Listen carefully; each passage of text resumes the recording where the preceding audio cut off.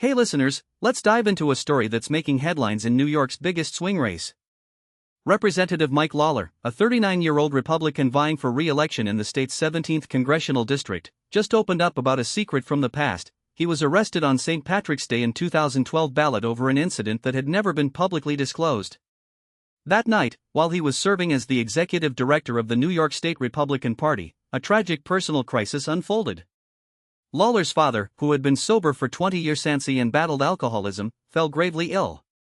After a heavy night in New York City, Lawler was pulled over on the Palisades Parkway in Haverstraw and arrested for driving with his ability impaired. He pleaded guilty in Rockland County to a reduced charge and impaired driving violation, and the case was closed, though no court records were released publicly. The police blotter originally listed the arrest at 10:15 a.m., but Lawler's team later clarified it was actually username PM, based on that nighttime incident. This admission came as a surprise to many.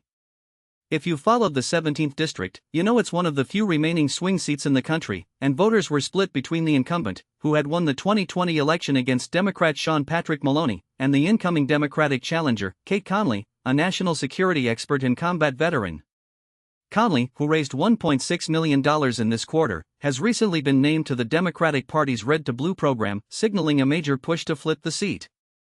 She's counting on voter frustration with the economy, criticism of Republican cuts to benefit programs, and concerns about the state of democracy to capture a district that elected a Republican in 2020.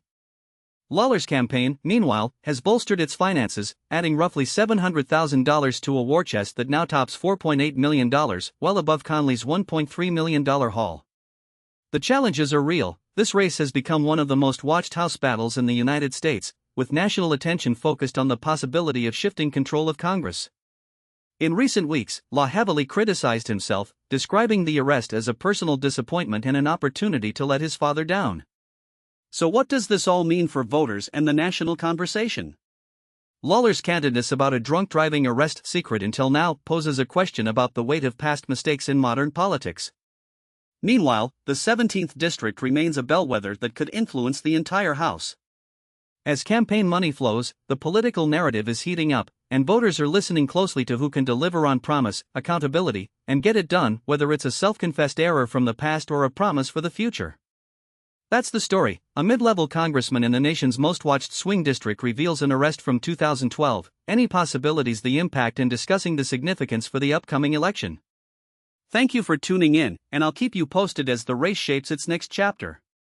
Just a reminder, if you want the in-depth analysis of the 17th district race, keep following our podcasts for the latest updates.